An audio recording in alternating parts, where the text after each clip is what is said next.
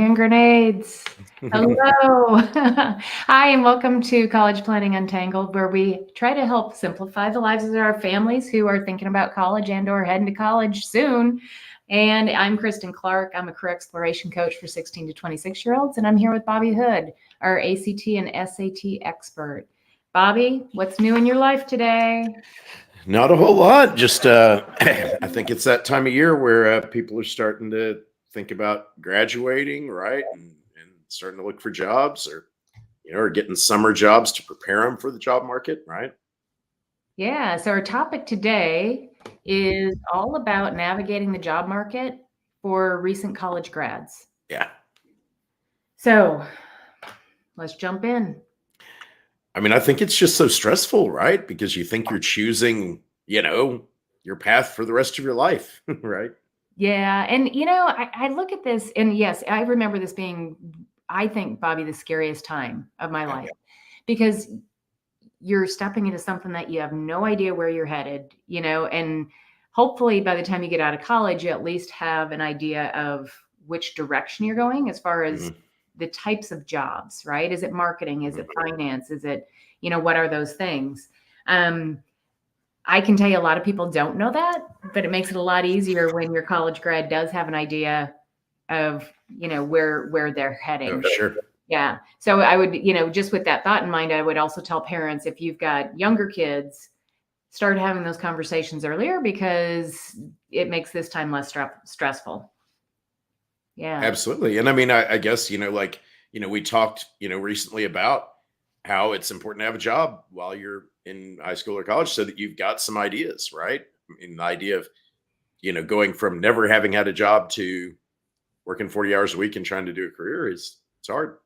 It is hard. And it can definitely help you narrow down, what types of roles that you're interested in. Right. But let's talk about how do these, what concerns should these new college graduates have, and how can we help them through that? And I think the first one that we really have to tackle is it is competitive out there. And a big challenge that I see is you've got people that have been in the industry for 5, 10, 15, 20 years, sometimes vying for these exact roles that the new college graduates are going after. Absolutely. And I mean, some of these jobs, like when you start looking, it seems like every job wants, 5 years of experience, for what appears to be an entry-level job and entry-level pay, right? Absolutely. And you know what? It goes back to what we were just talking about. This is where it gets really important to have some experience under your belt, no matter what that is. If you can be in that type of role, if it is marketing, to have those marketing internships, or at least, be working at your sorority house doing their social media. Maybe it's, working at the local restaurant and you're doing their social posts, something that you can look at and put on your resume so you don't feel so exposed. Right. Absolutely. Yeah. I mean, so you've got to when you're applying for jobs, you have to explain why, why you're the right fit for the job, perhaps more than, someone who has a couple of years experience. Right. Yeah. And you know what, Bobby, I hate how companies write down job descriptions and what they're looking for, because they throw everything in there. Like, you're supposed to be the expert at all things. And you know what? You don't have to be. And I say this especially for the women out there, because women are typically the ones going, oh my gosh, if I don't know all of it, then I can't apply. Right. Guys still apply. Men will typically look at those and go, I know 60%, I'm good. All right. Yeah, absolutely. So there is that divide, but yeah, ladies, get in there and, put the resumes out for sure. Absolutely. And you can tell that, that's wishful thinking, that people would have all of this experience, because you can see the salary they're talking about and they're like, oh no, that's not, It's not normal. And I'll tell you, coming from my corporate roles for 20, 25 years, and I was hiring people off the street, the new college grads in marketing. And when they come in, Bobby, when they tell me the things that they're good at, I'd start going, ooh, I've got that project. I've got that project. So it started, I was building really that role in my head as I was interviewing, because You do. You put everything in the job description that you can put in, but the real reality is you've got certain things that you're wanting them to do or need. So, guys, bottom line, send out the resume. Don't feel like you have to know everything. And by the way, the people that have been in that role for 10, 20 years, well, that's probably an exaggeration. Let's say 5 or 10 years, they're probably asking for a lot more money. So exactly. you probably are falling into a category for that company. So make it Absolutely. happen. You can be more affordable. And that's the thing too, is like when you're starting out, you shouldn't necessarily expect to get the first job you go in for the interview for, right? Interviewing is a skill. It takes practice. You get much better at it as you go. But also, you may not be a fit for a company, but if they enjoy talking to you, you're making connections and they might say, hey, I have a friend who works over at this place. You would actually really like that. And so the more you do it and take it as it's right. And that's what we talk about. Part of this is the mental health experience of it is, take it as I got to practice this. I got to do it. And you just got to go do some interviews. Right. And all of that adds up. And then you will find the thing, over time. Yeah. And, one other thing that I do want to talk about, because you do have limited experience at this point in your life. Mhm. And the big thing that I'm hearing out on the street is employers are looking for those soft skills. Mhm. They're having a hard time finding new college grads with soft skills like communication, being able to deal with people that are upset and trying to navigate through those types of conversations. All those things that you learn, waiting tables, Right. being the cashier, all the good stuff that a lot of people just don't have these days. Absolutely. I think in an interview, they're going to see past experience like that as a big positive because they just know that you're used to coming to a job and showing up on time and working with a team and being customer facing and all those things. Yeah. Absolutely. Now let's talk about salary expectations. Right.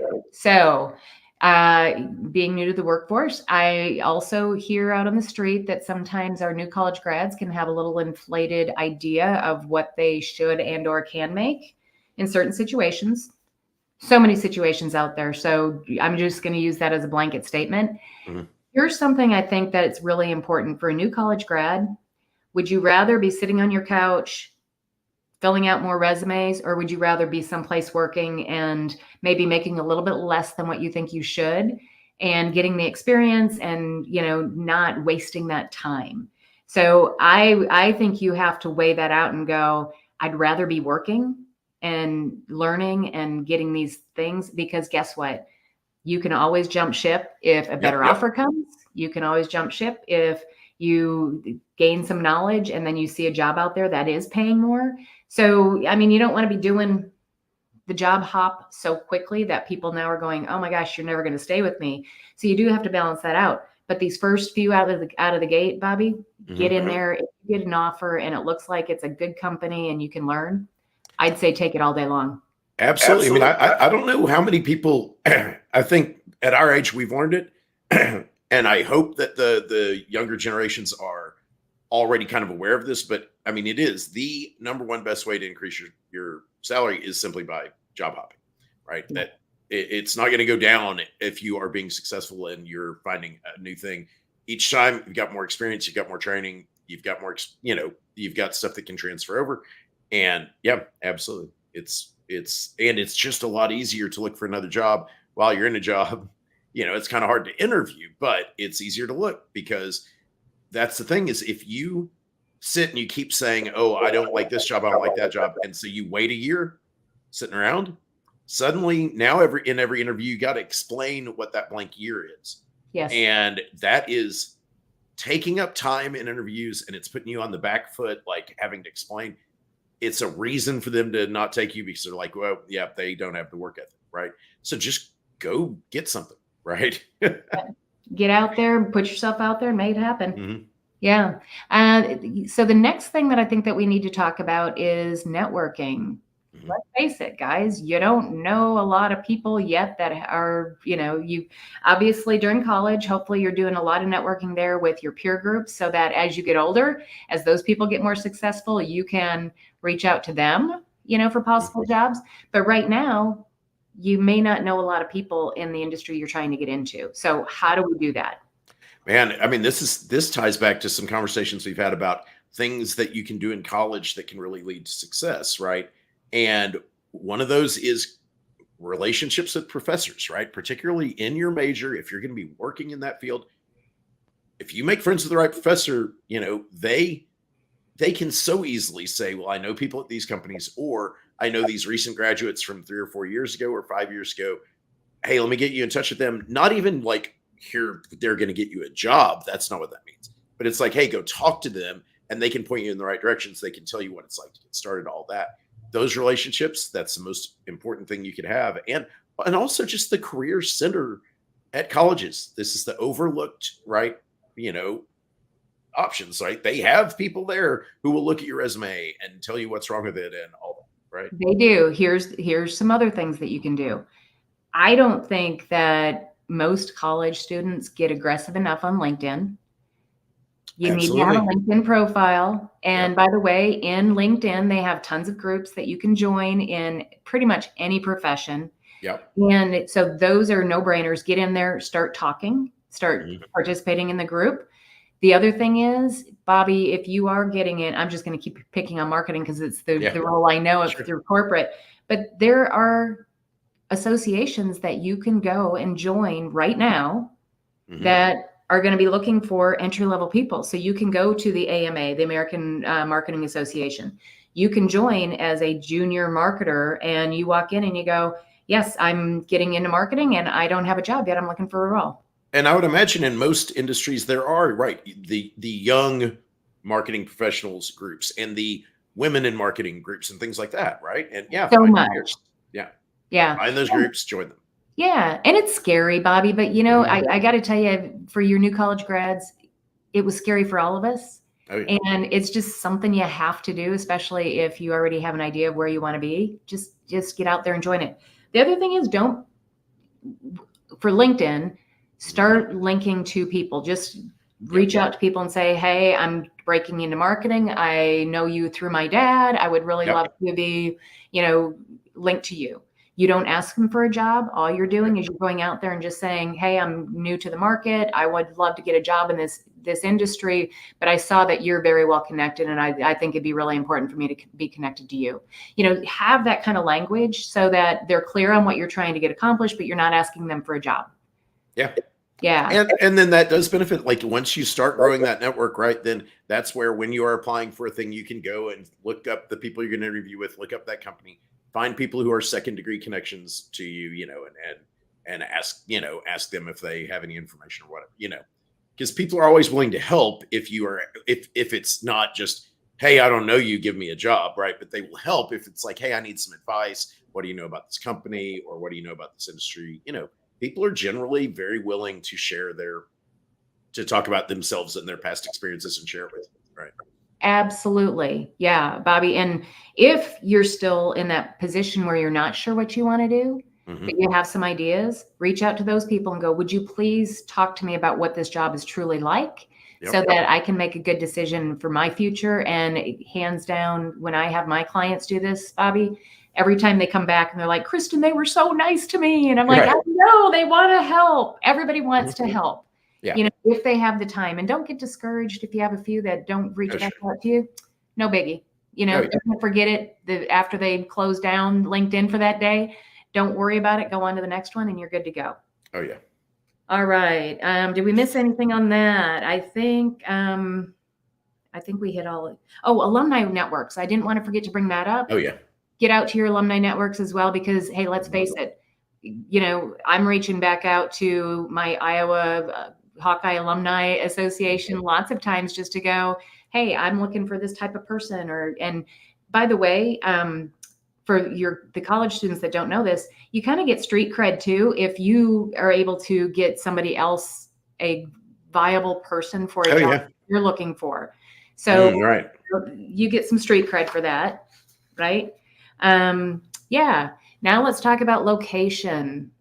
We can do this one probably pretty quickly. Guys, if there's someplace you absolutely want to be, just know it may limit the places that you can apply because we're in the Dallas area, so it's the fourth largest metro Mhm. in the country. So we're kind of spoiled here, but Yeah.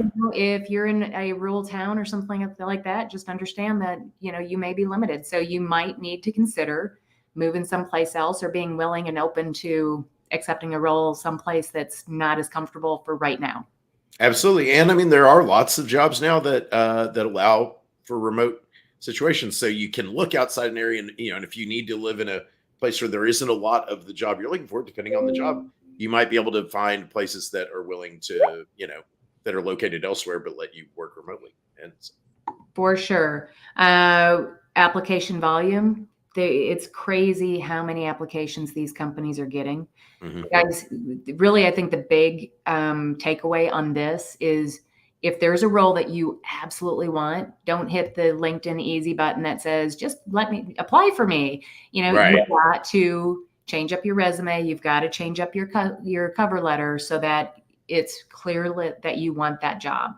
Yeah. Take the time. It's worth it. And by the way, if you're getting no applications that are being looked at, Mhm. go talk to a resume expert. It's well worth it because those ATS systems are just ridiculous.